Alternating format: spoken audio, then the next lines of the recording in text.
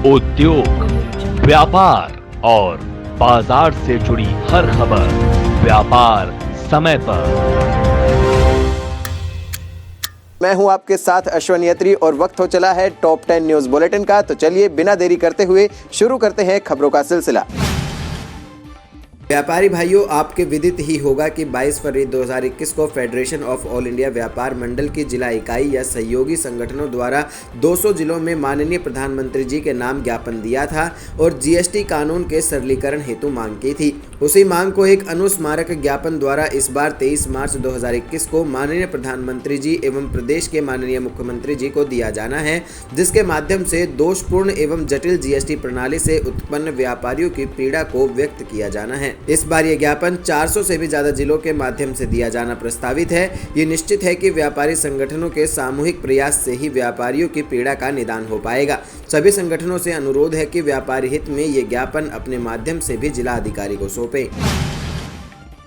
Supreme court ने आज मंगलवार को लोन मॉरेटोरियम पॉलिसी में हस्तक्षेप करने से मना कर दिया। उच्चतम न्यायालय ने ब्याज पर ब्याज मामले पर निर्देश दिया कि मार्च से अगस्त 2020 6 महीने की लोन मोराटोरियम अवधि के लिए उधारकर्ताओं से कोई चक्रवृद्धि या दंडात्मक ब्याज नहीं लिया जाएगा और यदि पहले ही कोई राशि ली जा चुकी है तो उसे वापस जमा या समायोजित किया जाएगा। पोस्ट ऑफिस आज भी इन्वेस्टमेंट का बेहतर एक विकल्प माना जाता है। इसका बड़ा कारण है सुरक्षित योजनाएं और उस पर मिलने वाला बेहतर रिटर्न। समय के साथ पोस्ट ऑफिस में खाता खुलवाने से लेकर उसके संचालन तक की प्रक्रिया काफ़ी सरल हुई है, जिसकी वजह से बड़ी संख्या में लोग इन योजनाओं की तरफ आकर्षित हो रहे हैं। पोस्ट ऑफिस सिर्फ सहूलियतों के नज़रिए से ही नहीं बल्कि बेहतर रिटर्न की वजह से भी लोगों के बीच काफ़ी लोकप्रिय है। पोस्ट ऑफिस की अच्छी बात यह है कि छोटे छोटे केंद्र लगभग सभी गाँवों में हैं और योजनाएं खोलने के लिए अलग से किसी एजेंट की मदद नहीं लेनी पड़ती है। आइए जानते हैं ऐसी योजनाएं जो इन्वेस्टमेंट के साथ बेहतर रिटर्न देती हैं। देश के कई सरकारी और निजी बैंक 31 मार्च तक 6.65% से 6.70% की ब्याज दर पर होम लोन मुहैया करा रहे हैं। बैंक के अनुसार ये 10 साल में सबसे कम ब्याज दर है, यानी आप अपने सपने का आशियाना को कम EMI चुकाकर पूरा कर सकते हैं। यही नहीं, आप होम लोन लेने के बाद 5 लाख रुपए का आयकर छूट भी प्राप्त कर सकते हैं। इससे भी आपकी बचत होगी।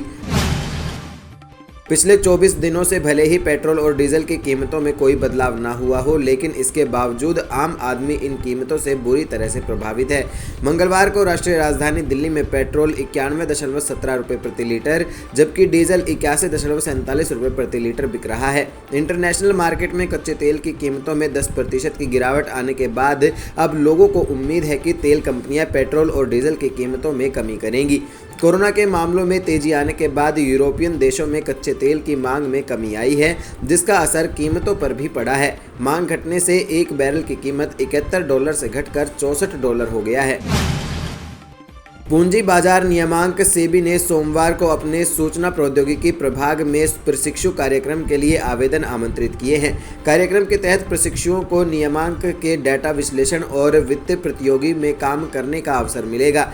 बाजार नियामक ने इस संबंध में जारी नोटिस में कहा कि ऐसे प्रशिक्षुओं को 30,000 रुपये मासिक मानदेय भी दिया जाएगा।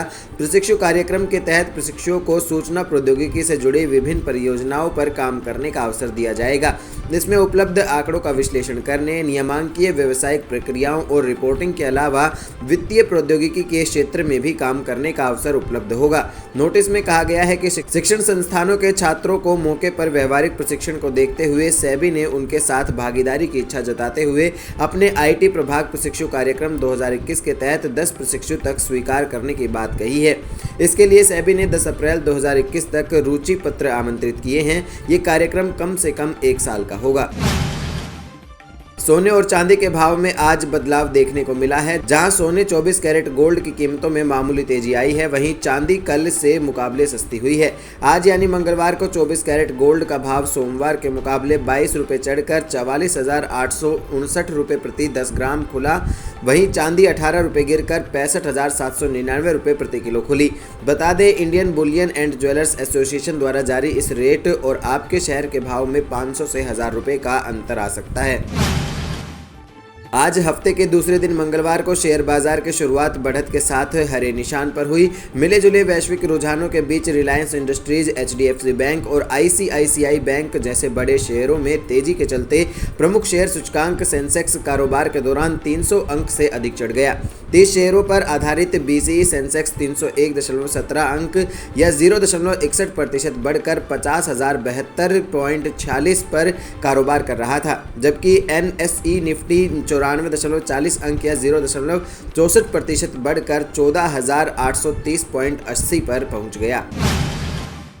वित्त राज्य मंत्री अनुराग ठाकुर ने सोमवार को कहा कि बैंकिंग क्षेत्र में कॉरपोरेट समूह को प्रवेश की अनुमति देने के संदर्भ में भारतीय रिजर्व बैंक ने अब तक कोई फैसला नहीं किया है तथा आगे उपभोक्ताओं के हितों को ध्यान में रखकर ही कोई निर्णय होगा। लोकसभा में पूरक प्रश्न के उत्तर में ठाकुर ने ये टिप्पणी की।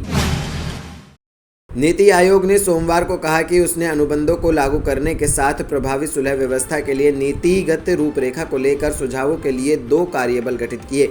अनुबंध के मामले में निजी पक्षों के साथ विवाद के तेजी से समाधान के बारे में उपाय सुझाने के लिए एक कार्यबल की अध्यक्षता नीति आयोग के मुख्य कार्यपालक अधिकारी अमिताभ कांत करेंगे। दूसरा कार्यबल अनुबंधों को लागू करने के बारे में नीतिगत रूपरेखा की सिफारिश करेगा। इसकी अगुवाई नीति आयोग के उपाध्यक्ष राजीव कुमार करेंगे। इसमें प्रमुख मंत्रालयों और विभागों के अधिकारी बतौर सदस्य शामिल होंगे। उम्मीद करते हैं आपको हमारे बुलेटिन खासा पसंद आया होगा। अगर आपको ये वीडियो हमारी पसंद आई है तो लाइक कीजिए, ज़्यादा से ज़्यादा लोगों तक शेयर कीजिए और हमारे चैनल को सब्सक्राइब करना बिल्कुल ना भूलें। और अगर आप ये वीडियो हमारे फेसबुक पेज पर देख रहे हैं तो हमारे पेज को जरूर लाइक करें। हमसे जुड़े रहने के लिए हमारे YouTube चैनल को सब्सक्राइब करें और नई वीडियो की नोटिफिकेशन के लिए बेल आइकॉन को दबाएं। अगर आप ये वीडियो Facebook पर देख रहे हैं तो लाइक जरूर करें और ज्यादा से ज्यादा शेयर करें। धन्यवाद।